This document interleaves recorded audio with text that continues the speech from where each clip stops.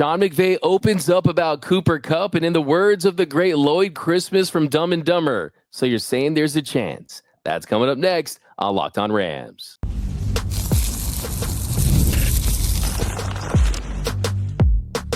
You are Locked On Rams, your daily Los Angeles Rams podcast. Part of the Locked On Podcast Network, your team every day. What is up, Ramley, and welcome to another episode of Locked On Rams, your daily podcast covering your Los Angeles Rams. Free and available wherever your podcast. Locked On Rams, part of the Locked On Podcast Network, your team every day. We're also available over on YouTube, so if you haven't yet, do us a huge favor, join the party, hit the subscribe button, hit the notification bell, hit the like button. My name is Doug McCain. You can follow me on X and Instagram at DMAC_LA.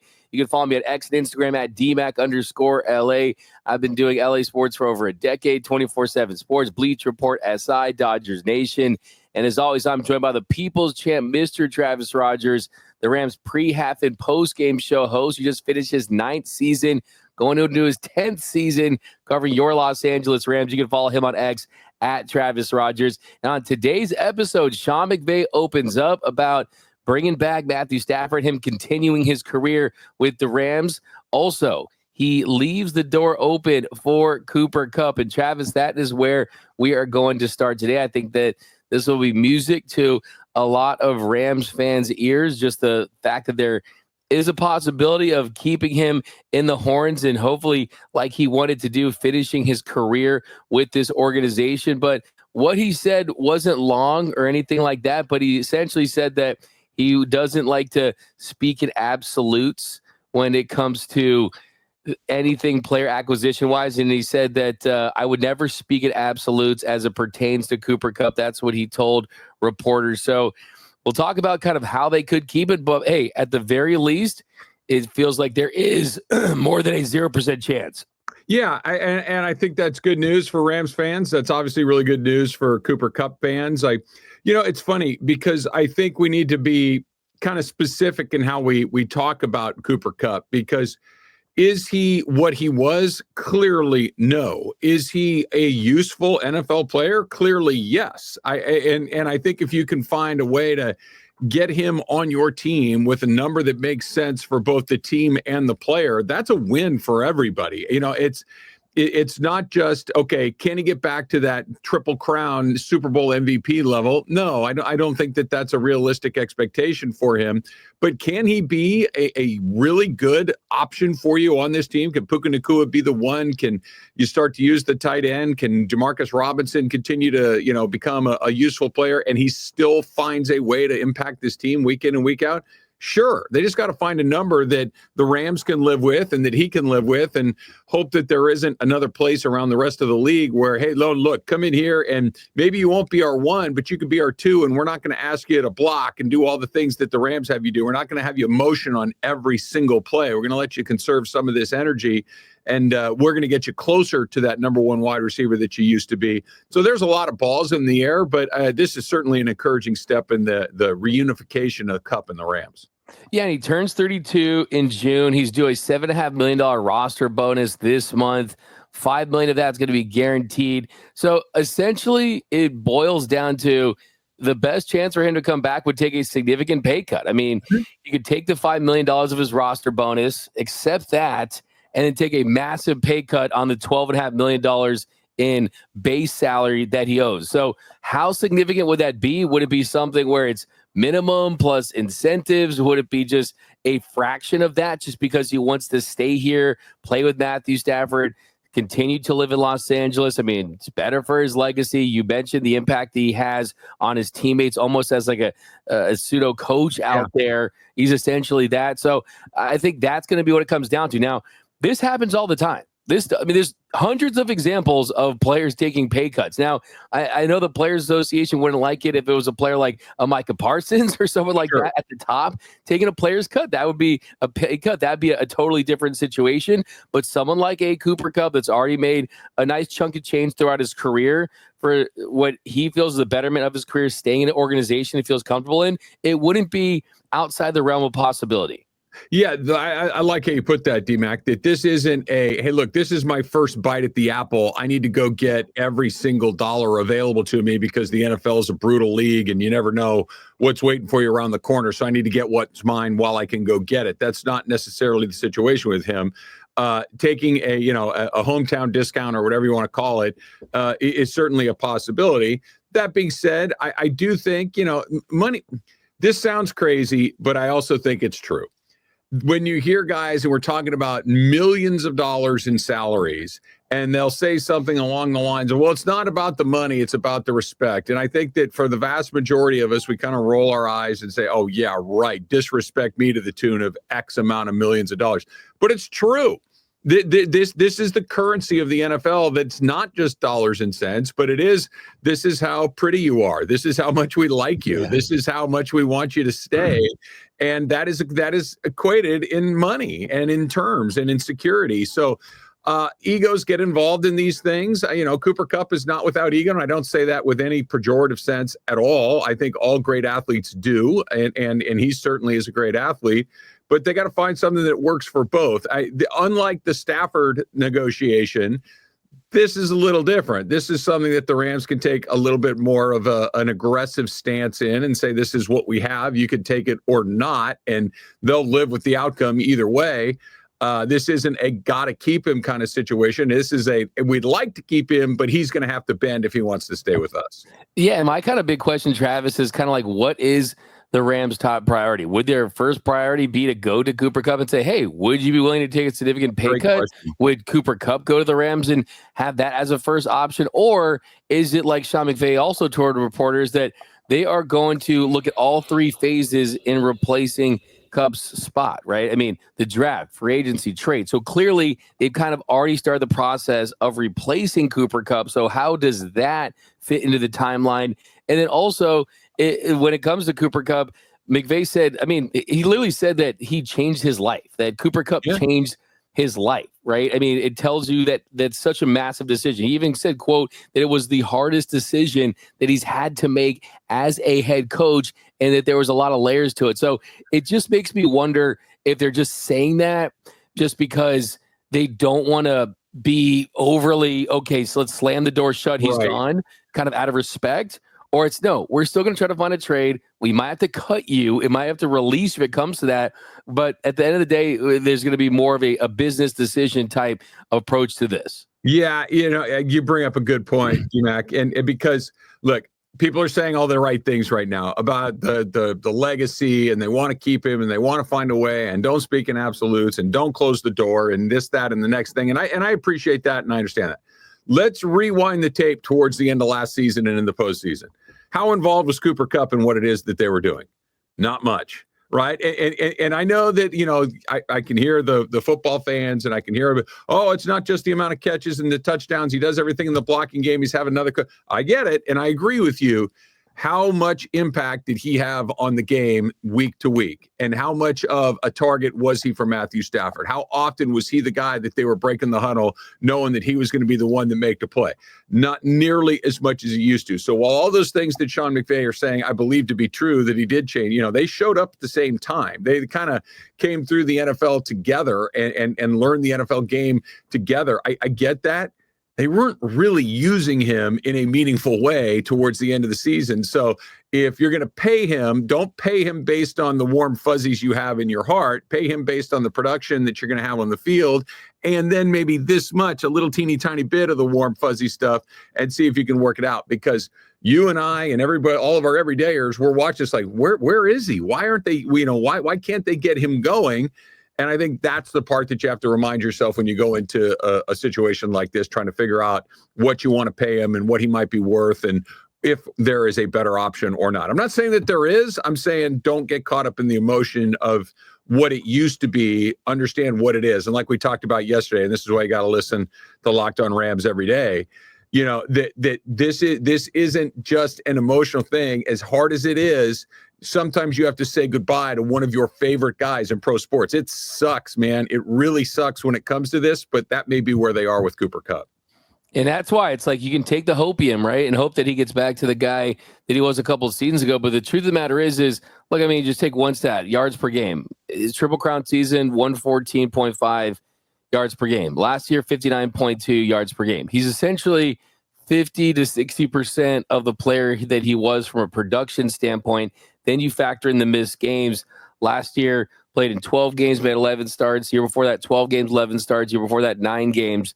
That's coming off 17 games in the Triple Crown season. So there's availability, there's the production, but we'll see. Hey, in the words of the great Lloyd Christmas, you're saying there's a chance. And like you said yesterday, there is a chance. So you're absolutely right, Travis. But coming up next, we're going to talk more Matthew Stafford because Sean McVay opened up about Matthew Stafford continue his career with the Rams.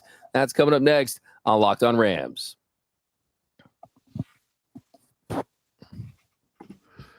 When the game tips off, NBA action is just getting started, and there's no better place to get it than on FanDuel, America's number one sportsbook. Because with FanDuel, you can place live bets throughout the game. So even if you miss the tip-off to start the game, or you just want to bet on the fourth quarter comeback, you can stay in all the action with FanDuel. And if you're looking for a bigger payout, how about this? You can combine your live bets into a same game parlay. So FanDuel's live betting feature is awesome because it keeps every moment of the game more exciting. Maybe the game's out of hand, but your guy isn't out of hand, right? That bet isn't out of hand. So whether you're backing a team for a late game rally or picking a player to hit a clutch three, you are never missing your opportunity. Plus, the app is super easy to use, and when you win, bang, you get paid instantly. Right now, new FanDuel customers can get $150 in bonus bets if your first $5 bet wins. You just got to go to FanDuel.com to join today. That's FanDuel.com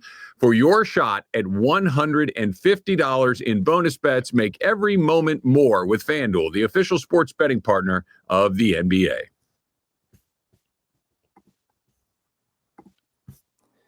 And we're off and running here on Locked On Rams. Thank you for making Locked On Rams your first listen every single weekday.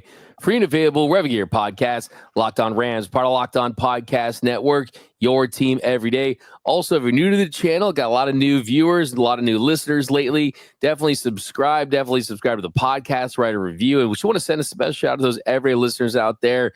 You guys really what make this show go. And you can join that club right now. Just listen to every single episode Monday through Friday. You got the draft, you got free agency coming up, what's going to happen with Cooper Kupp. So definitely join now and you won't miss a thing about your Los Angeles Rams. All right, Travis, going to pick it up on the Matthew Stafford talk in the second segment. And Sean McVay talked about Matthew Stafford. And one thing that I feel really good about, especially with the roller coaster of emotions that we dealt with over the last month, was he was asked if he thought that Stafford would ultimately leave and that they would execute a trade. He said, no, that was never something that I ever thought would occur. So I don't know, but kind of like just want to stop myself. How much do you believe that? I mean, I think that, it's nice to hear him say that. I'm not so sure if I 100% believe that though. Yeah, I think I'm with you. I think that, look, let's get right down to it. Is Sean McVay smart? Heck yeah, he is, right? Is Sean McVay prepared?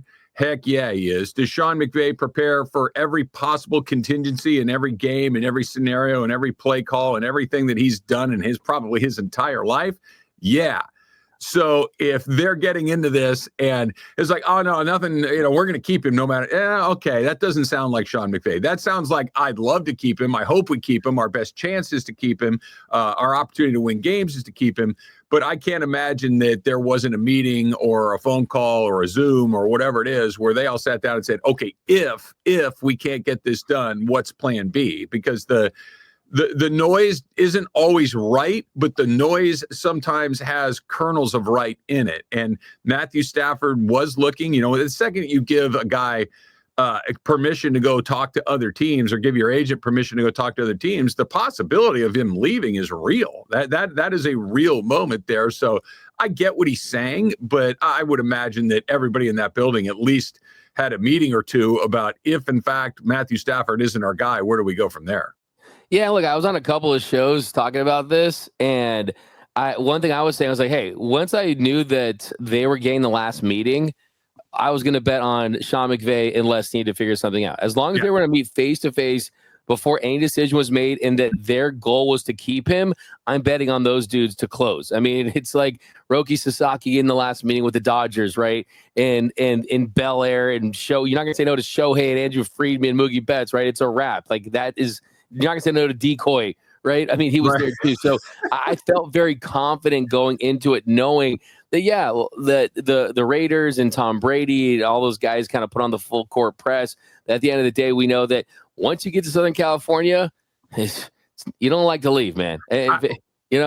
All of those things, like the California of it all, the teammates here, the coach here, et cetera, all of that is incredibly impactful. And I would imagine that Tom Brady whispering in your ear and telling you that you're the guy that he wants to come and play quarterback for his team is appealing. I believe that. Here's what else I believe. Matthew Stafford wants to win, and not that Sean McVay and Les Snead and Demoff and everybody else involved in the Rams decision-making tree isn't great at what they do too. But here's a pretty powerful argument if I'm trying to convince Matthew Stafford to stay. Those other teams suck, right? Yeah. Right. And not to be too blunt about it, but you are going to go to the Hall of Fame almost for sure. But do you really want the last place? The reason you left Detroit is because they gave you 10 years where you weren't very good. Since you've come here, we've been good more or less every single season that you've been here. Though the Raiders have been bad for a quarter century. The Giants have been bad for a very long time. They don't know what the heck they're doing. You saw Saquon Barkley on the other team, right? You really want to go do that? Those teams are lousy, right? Stay here. We love you. Sean McVay loves you. Cooper Kupp loves you. Puka Nacua loves you. The fans of Los Angeles love you, et cetera, right on down the line. Just stay, man. We'll figure out the money. That's a pretty compelling argument. Exactly. $100 million in cap space. Just ask the Rams last year how that cap space did, right? I mean, a new head coach, okay, Pete Carroll, wasn't at his best in his last couple of years with Seattle.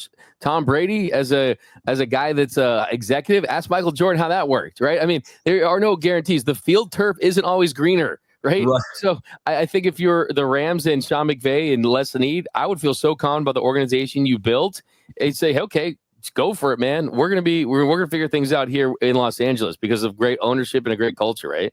And I think, look, it's been a long time since I've been in the dating pool and these sort of things, but there's something that is bad about desperation, right? There's something that whiff of, I'll do whatever you want. That's off. And that's not what this was. This was, go look around, go see what's out there. We're pretty confident in what we got going here. We know that this works. We know that you work with us. Go out on a couple of dates and see what you think about it, because I have a feeling you're going to go out there and look around, and this is a better spot for you. And I think that's what happened. And when the Rams just kind of, sat back and crossed their legs and let me know when you're ready to come home again, and it worked. And because this is the best spot and again, not that it's this, we're not interested, but it's, look, we want you to stay. We think this is the best spot, but they knew they had the winning hand.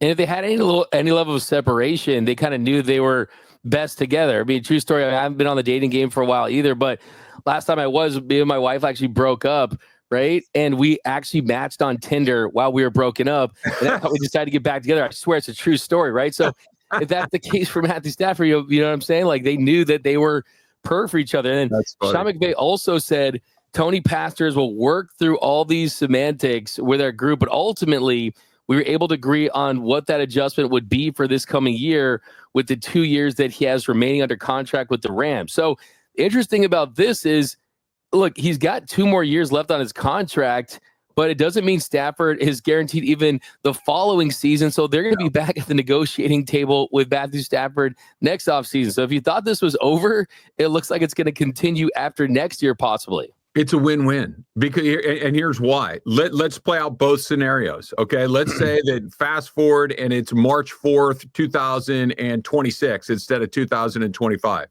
If the Rams had a good season and Matthew Stafford had a good season, Matthew Stafford's right back. Give me what's mine. And he should. And he would be right to do it. And the Rams have another decision to make at that point. And I think they'd probably run it back if he had another good year and they were in the mix again. And who knows what the ending is, but he's got, a lot of hand in that situation.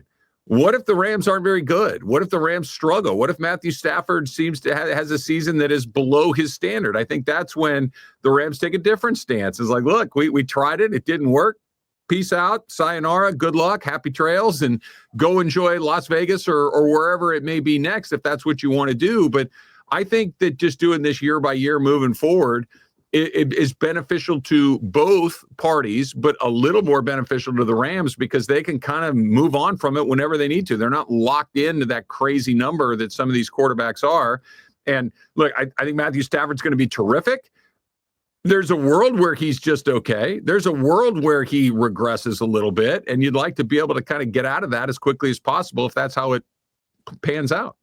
Yeah, there's no such thing as a bad one-year contract, and essentially that's kind of how it feels moving forward with Matthew Stafford. And I don't think he's going to fall off the cliff anytime soon. I don't either. Typically, when they do, it's tough to get back on, right? So they kind of are protected from that. And the beautiful thing about all this and what Sean McVay said is, oh, yeah, but there's the positive. Last year, it took about 7 months. This year, about 3 weeks. Maybe it'll be about 2 or 3 days next year if we have to do this. So that's a good thing. And they also said, we've taken it a year at a time. He's earned the right to be able to say, hey, I think I could play for a few more years if that's what I want. We've always had a great dialogue, and I think it's really kind of been a year-to-year thing. He's obviously under contract for 2 more years with us, but as long as he wants to play, I know we're feeling really good about that. So I also think that they made it through this big one. This was the big one that they made it through. The Raiders, I mean, Rich Eisen said that the Giants full-on met their asking price. They're willing to pay him big bucks.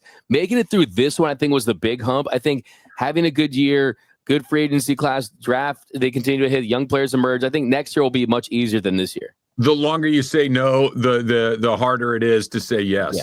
Right? Yeah. The longer that he says, I'm happy here, I think I'm just going to end it here, the more likely that that's true. Now, look, here's a wrinkle for you. What if the Rams win the Super Bowl? What if he's awesome? Okay, because now what? Now he's a 2-time Super Bowl winning champion quarterback.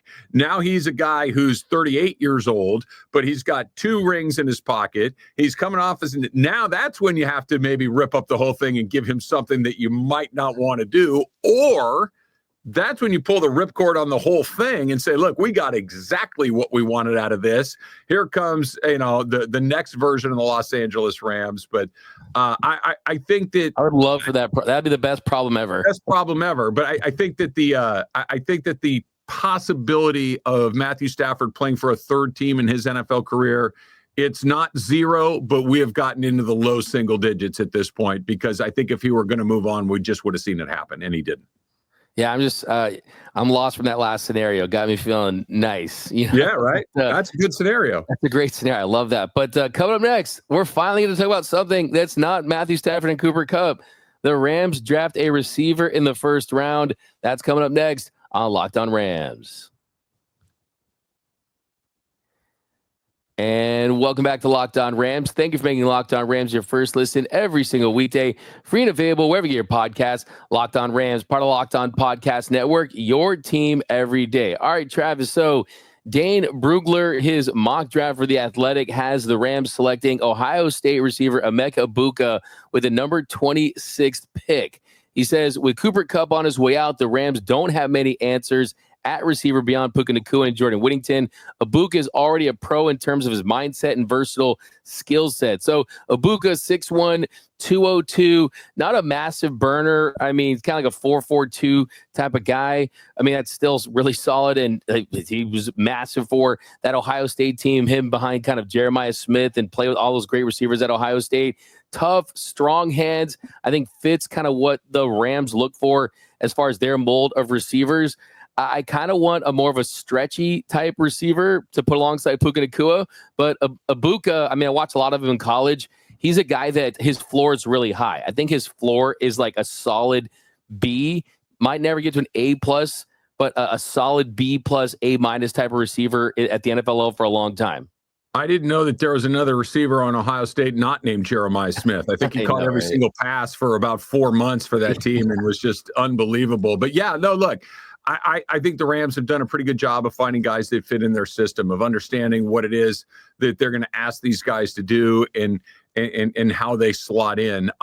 Wide receiver is definitely a position of need. I think that's something that needs to be addressed. I do think they need to get a little bit more explosive, that when the Rams score touchdowns and the Rams are at their best, they have long extended drives. They're not a big home run hitting team, so to speak. So having a home run hitter on the roster would be interesting.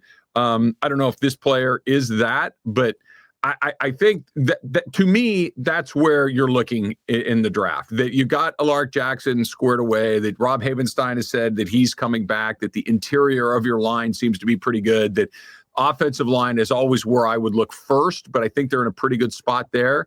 The defense is awfully good. Corner is obviously a place where you'd like to get a little bit better along the way, but I think wide receiver is right near the top of the list. So anytime you see the Rams connected to one of those players, I think it's something to take seriously.